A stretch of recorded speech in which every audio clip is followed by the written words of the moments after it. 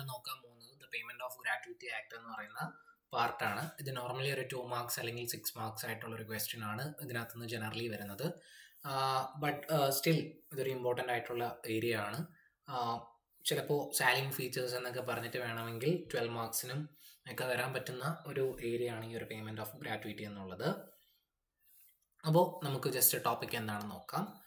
അപ്പം ആദ്യം എന്താണ് ഗ്രാറ്റുവിറ്റി എന്നാണ് ചോദിക്കുന്നത്. ഒരു 2 തവണ എങ്ങാണ്ട് 2 മാർക്സിന് ഈ ഒരു ഗ്രാറ്റുവിറ്റി എന്താണ് എന്നുള്ള കാര്യത്തെക്കുറിച്ച്, എന്താണ് വാട്ട് ഈസ് ഗ്രാറ്റുവിറ്റി എന്ന് പറയുന്ന ക്വസ്റ്റ്യൻ 2 തവണയായിട്ട് റിപ്പീറ്റ് ആയിട്ട് വരുന്ന ക്വസ്റ്റ്യൻ ആണ്.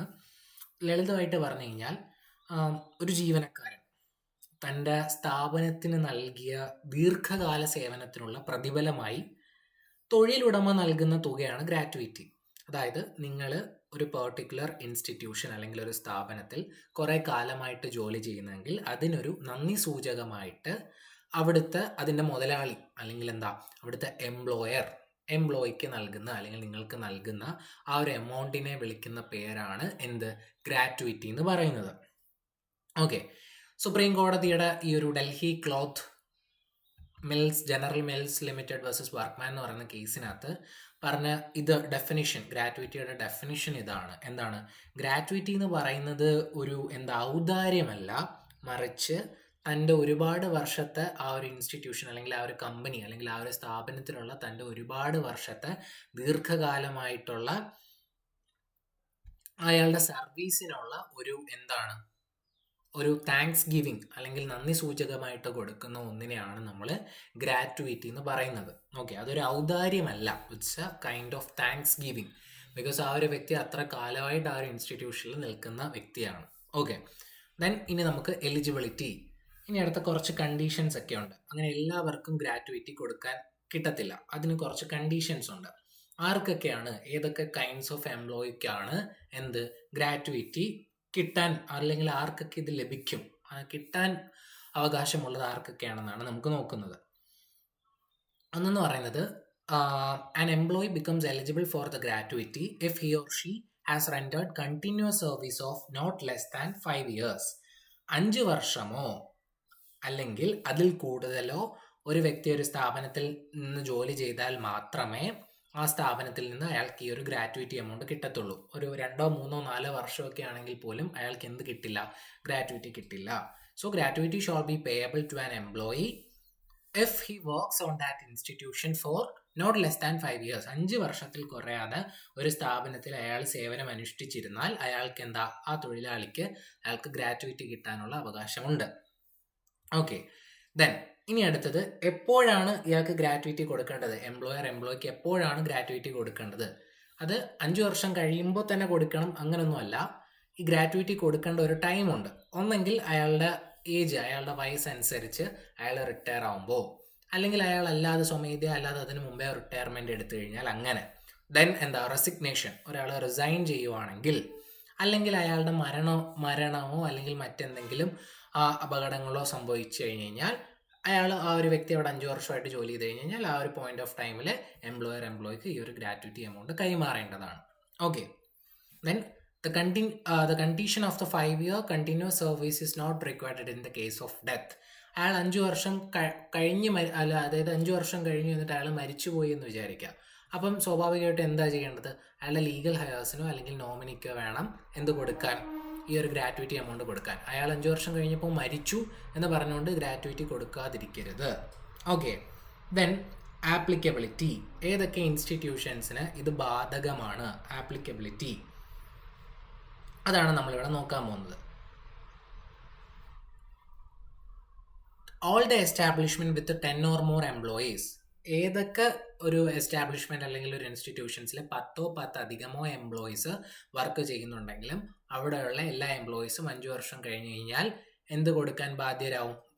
എംപ്ലോയർ അല്ലെങ്കിൽ മുതലാളി അവിടുത്തെ എല്ലാ എംപ്ലോയീസിനും 5 വർഷം കഴിഞ്ഞ് കഴിഞ്ഞാൽ കൊടുക്കണം? ഗ്രാറ്റുവിറ്റി കൊടുക്കണം. അപ്പോൾ 10 ഒരു ഇൻസ്റ്റിറ്റ്യൂഷൻസിലോ എസ്റ്റാബ്ലിഷ്മെന്റിലോ എംപ്ലോയി ഉണ്ടെങ്കിൽ അവിടെയുള്ള ആൾക്കാർക്ക് കൊടുക്കേണ്ടി വരും? ഗ്രാറ്റുവിറ്റി കൊടുക്കേണ്ടി വരും. ആ ഇൻസ്റ്റിറ്റ്യൂഷന് ഗ്രാറ്റുവിറ്റി കൊടുക്കേണ്ടി വരും. Then all employees working on A salary or wages. ഇനി അടുത്ത അവർ ചിലപ്പം ദിവസ വരുമാനത്തിനായിരിക്കും ജോലി ചെയ്യുന്നത് അവിടുത്തെ എംപ്ലോയീസ്, അല്ലെങ്കിൽ മന്ത്ലി സാലറിക്കായിരിക്കും. എന്നിരുന്നാലും 5 വർഷം കഴിഞ്ഞ് കഴിഞ്ഞാൽ they are eligible for vote? This particular gratuity. Then excluding apprentices. ഇനി അടുത്ത ഇതിനോടൊരു എക്സെപ്ഷൻ ഉണ്ട്. ഇനിയിപ്പം ചില സിറ്റുവേഷൻസിൽ അയാൾ 5 വർഷമായിട്ട് അവിടുത്തെ അപ്രൻറ്റിസ്ഷിപ്പ് അല്ലെങ്കിൽ ഒരു ഇന്റേൺ ആയിട്ടാണ് 5 വർഷമായിട്ട് അവിടെ വർക്ക് ചെയ്യുന്നതെന്ന് വെച്ചോ. അങ്ങനെയാണെങ്കിൽ അയാൾക്ക് ഗ്രാറ്റുവിറ്റി കൊടുക്കേണ്ട ആവശ്യമൊന്നുമില്ല. Then both private and public sector workers. ഈ ഒരു ഗ്രാറ്റുവിറ്റി കൊടുക്കേണ്ടത് ഗവൺമെന്റ് സ്ഥാപനങ്ങൾ മാത്രമാണോ? അല്ല, പ്രൈവറ്റ് സ്ഥാപനങ്ങളും എന്ത് കൊടുക്കണം? അവരുടെ എംപ്ലോയീസ് 5 വർഷം കഴിഞ്ഞ എംപ്ലോയീസിന് എന്ത് കൊടുക്കാൻ ബാധ്യസ്ഥരാണ്? ഈ ഒരു ഗ്രാറ്റുവിറ്റി കൊടുക്കാൻ ആ ഇൻസ്റ്റിറ്റ്യൂഷൻസും ബാധ്യസ്ഥരാണ്. Then employees are legally required to pay gratuity once an employee is eligible.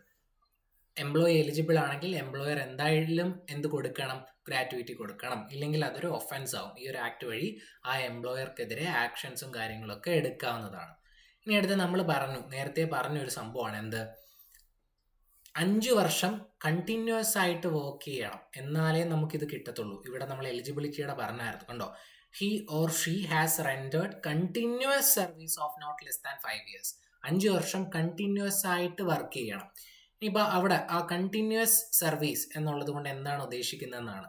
Continuous ആയിട്ട് 5 വർഷം ഇത് ചെയ്യണം എന്ന് പറഞ്ഞു കഴിഞ്ഞാൽ അൺഇൻറ്ററപ്ഷൻ, ഒരു തരത്തിലുള്ള ഇൻറ്ററപ്ഷൻസും പാടില്ല. അതായത് ഞാൻ ഒരു വർഷം കഴിഞ്ഞപ്പോഴത്തേക്കിനും ഒരു ചെറിയ ബ്രേക്ക് എടുത്തു, ഒരു 5-6 മാസത്തെ ബ്രേക്ക് എടുത്തു. എന്നിട്ട് പിന്നെ വെറുതെ ഞാൻ ലീവ് എടുത്തിഞ്ഞ് പോരുന്നു, പ്രോപ്പർ റീസൺ ഒന്നും ഇല്ലാതെ. അവിടെ കമ്പനി കണ്ണുവെട്ടിച്ചൊക്കെ ഞാൻ കുറേ നാൾ, ഒരു 6 മാസം കഴിഞ്ഞു. എന്നിട്ട് വീണ്ടും പോയി ജോയിൻ ചെയ്തു. അപ്പോഴത്തേക്കിനും ഞാൻ പിന്നെ ബാക്കി ഇപ്പോൾ 1 വർഷം കഴിഞ്ഞു, 1 വർഷം മൊത്തം ചെയ്തില്ല. ആദ്യത്തെ വർഷം ഞാൻ 6 മാസമേ ചെയ്തുള്ളൂ.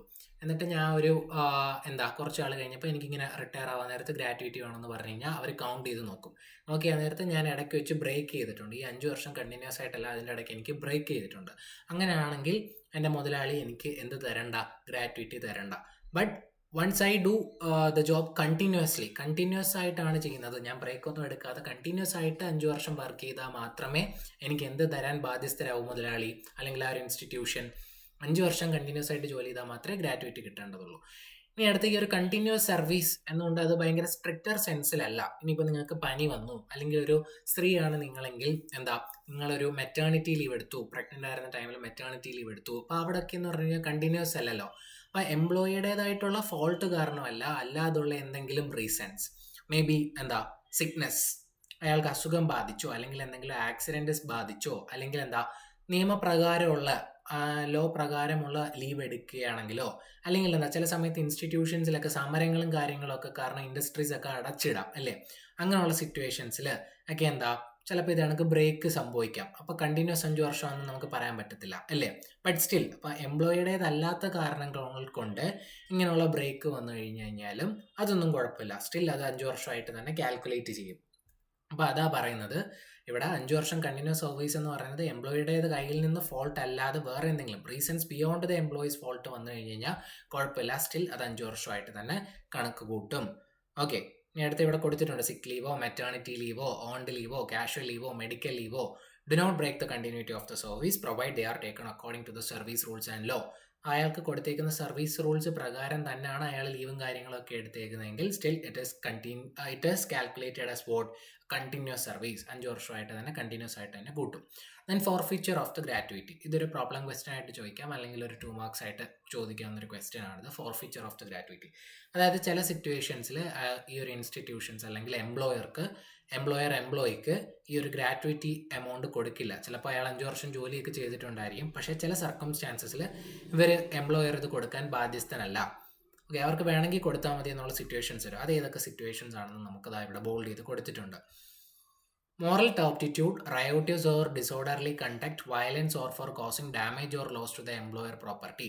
ആ എംപ്ലോയി അവിടെ ജോലി ചെയ്തുകൊണ്ടിരുന്ന സമയത്ത് എന്തെങ്കിലും തെറ്റായിട്ടുള്ള, മോറലി റോങ് ആയിട്ടുള്ള കാര്യങ്ങൾ ചെയ്തു, അല്ലെങ്കിൽ ആ ഒരു പെർട്ടിക്കുലർ ഇൻസ്റ്റിറ്റ്യൂഷൻസിലെ ലഹളയോ, അല്ലെങ്കിൽ മാന്യമായിട്ടല്ലാത്ത എന്തെങ്കിലും പ്രവൃത്തിയോ, അല്ലെങ്കിൽ ആ എംപ്ലോയറുടെ പ്രോപ്പർട്ടിക്ക് മേൽ എന്തെങ്കിലും നാശനഷ്ടങ്ങളോ ഒക്കെ വരുത്തി വെച്ചിട്ടുണ്ടെങ്കിൽ എന്ത് കൊടുക്കേണ്ട? ഗ്രാറ്റുവിറ്റി കൊടുക്കേണ്ട. ഓക്കെ, അപ്പോൾ അയാൾക്ക് ആ ഒരു ഗ്രാറ്റുവിറ്റി, എംപ്ലോയർക്ക് ഗ്രാറ്റുവിറ്റി തിരിച്ചടക്കാം. പക്ഷേ ഈ പറഞ്ഞേക്കുന്ന എന്തെങ്കിലും സ്ട്രോങ് റീസൺസ് കാണണം, ഇല്ലെങ്കിൽ എന്ത് കൊടുക്കേണ്ടി വരും? ഗ്രാറ്റുവിറ്റി കൊടുക്കേണ്ടി വരും. ഈ ഒരു റീസൺസ് എന്തെങ്കിലും ആ എംപ്ലോയി കാണിച്ചിട്ടുണ്ടെങ്കിൽ അയാൾ അവിടെ ജോലി ചെയ്തുകൊണ്ടിരിക്കുന്ന സമയത്ത്, അങ്ങനെയാണെങ്കിൽ ഗ്രാറ്റുവിറ്റി കൊടുക്കേണ്ട ആവശ്യമില്ല. Okay, however forfeiture is not automatic and must be justified. അത് കൊടുക്കാതിരിക്കേണ്ട പ്രോപ്പർ ആയിട്ടുള്ള കാരണം പറയണം എംപ്ലോയർ. ഇന്ന കാരണം കൊണ്ടാണ് ഇയാൾ ഇവിടെ വയലൻസ് അഴിച്ചു വിട്ടത് കൊണ്ടാണ്, അല്ലെങ്കിൽ എൻ്റെ പ്രോപ്പർട്ടിക്ക് മേൽ അല്ലെങ്കിൽ കമ്പനിയുടെ പ്രോപ്പർട്ടിക്ക് മേൽ അയാൾ കുറേ നാശനഷ്ടങ്ങളൊക്കെ വരുത്തി വെച്ചു, അതുകൊണ്ടാണ് ഞങ്ങൾ തരാത്തത് ഗ്രാറ്റുവിറ്റി. ഒരു പ്രോപ്പർ റീസൺ വേണം. ഓക്കെ, അങ്ങനെ വെറുതെ കട്ട് ഓഫ് ചെയ്യാൻ പാടില്ല. ഇത് തന്നെയാണ് ഈ ഒരു union bank of India versus Ajay Babu എന്ന് പറയുന്ന കേസിനകത്തും പറഞ്ഞേക്കുന്നത്. അപ്പം അയാളിപ്പം ഇതിനകത്ത് ഇയാളെ ഡിസ്മിസ് ചെയ്തിരുന്നു. ഡിസ്മിസ് ചെയ്ത ചിലപ്പോൾ പല കാരണങ്ങൾ കൊണ്ട് ഡിസ്മിസ് ചെയ്യാമല്ലോ ഒരു ഇൻസ്റ്റിറ്റ്യൂഷനിൽ. ചിലപ്പോൾ ഇപ്പം ഒരുപാട് ജോലിക്കാർ എനിക്ക് കമ്പനി ലാഭത്തിലെല്ലാം ഓടുന്നെങ്കിൽ കുറച്ച് ആൾക്കാരെയൊക്കെ ഡിസ്മിസ് ചെയ്ത് വിടും. ഓക്കെ, അതൊക്കെ നോർമൽ സിറ്റുവേഷൻ ആണ്. പക്ഷെ അതിനർത്ഥം എന്താ, അയാൾക്ക് ഗ്രാറ്റുവിറ്റി കൊടുക്കരുത് എന്നല്ല. ഓക്കെ, എന്ത് റീസൺ കൊണ്ട് അയാൾ ചെയ്തോട്ടെ ബട്ട് ഈ ഒരു സെക്ഷൻ 4(2) ആണ് ഈ ഇത്രയും കാര്യങ്ങൾ പറഞ്ഞേക്കുന്നത്. ഈ ഒരു കാരണം അല്ലാതാണ് അയാൾ റിസൈൻ ചെയ്ത് വല്ലതും പോകുന്നെങ്കിൽ പോലും എന്താ ഗ്രാറ്റുവിറ്റി കൊടുക്കേണ്ടി വരും. But if there is this elements, ഈ പറഞ്ഞേക്കുന്ന എന്തെങ്കിലും എലമെന്റ്സ് അയാൾ ചെയ്തിട്ടുണ്ടെങ്കിൽ അവിടെ ജോലി ചെയ്ത സമയത്ത്, അങ്ങനെയാണെങ്കിൽ ഗ്രാറ്റുവിറ്റി കൊടുക്കേണ്ട ആവശ്യമില്ല. ഇതിൽ പറഞ്ഞേക്കുന്ന അല്ലാത്ത വേറെ എന്തെങ്കിലും കാരണങ്ങൾ കൊണ്ടാണെങ്കിൽ എന്താ, they will be liable to pay the gratuity. Then payment of gratuity on death. ഇനി അടുത്ത ഒരു വ്യക്തി, ഇത് നമ്മൾ നേരത്തെ പറഞ്ഞതാ, ഒരു വ്യക്തി അങ്ങ് മരിച്ചുപോയി 5 വർഷം കഴിഞ്ഞിട്ട്, അതിനർത്ഥം എംപ്ലോയിക്ക് ഗ്രാറ്റുവിറ്റി കൊടുക്കേണ്ടെന്നാണോ? അല്ല. സ്റ്റിൽ അയാളുടെ നോമിനി, അതായത് 1 വർഷം കഴിയുമ്പോഴത്തേക്കിനും ഈ ഒരു എംപ്ലോയിക്ക് ഒരു ഇതൊക്കെ കൊടുക്കും, ഒരു ഫോർമാറ്റ് ഒക്കെ കൊടുക്കും. അതിനകത്ത് പറയും 5 വർഷം കഴിഞ്ഞ് കഴിഞ്ഞാൽ എൻ്റെ നോമിനിയായിട്ട് ഒരാളെ വെച്ചേക്കും, ഞാൻ മരിച്ചു പോയി കഴിഞ്ഞ് കഴിഞ്ഞാൽ എൻ്റെ ഗ്രാറ്റുവിറ്റി ഇയാൾക്ക് കൊടുത്തു എന്ന് പറഞ്ഞ് ഒരു ലെറ്ററൊക്കെ എഴുതി കൊടുക്കും. അപ്പോൾ ഒന്നെങ്കിൽ ആ ഒരു ഗ്രാറ്റുവിറ്റി ആർക്ക് കൊടുക്കണം, മരിച്ചു കഴിഞ്ഞ് കഴിഞ്ഞാൽ നോമിനിക്ക് കൊടുക്കണം. ഇനി നോമിനേഷൻ ഒന്നും കൊടുത്തിട്ടില്ലെങ്കിൽ അയാളുടെ ലീഗൽ ഹെയർസ്, അയാളുടെ അവകാശി, നിയമപ്രകാരമുള്ള അവകാശിക്ക് ആ ഒരു ഗ്രാറ്റുവിറ്റി പേയ്മെന്റ് പോകും. Okay, then calculate the gratuity. ഒരാളുടെ ഗ്രാറ്റുവിറ്റി എങ്ങനെ കാൽക്കുലേറ്റ് ചെയ്യാം, എത്ര എമൗണ്ട് എനിക്ക് 5 വർഷം കഴിഞ്ഞ് കഴിഞ്ഞാൽ ഗ്രാറ്റുവിറ്റി ആയിട്ട് കിട്ടും എന്നുള്ളത് ഈ ഇക്വേഷൻ വെച്ചാണ് നമ്മൾ കാൽക്കുലേറ്റ് ചെയ്ത് നോക്കുന്നത്.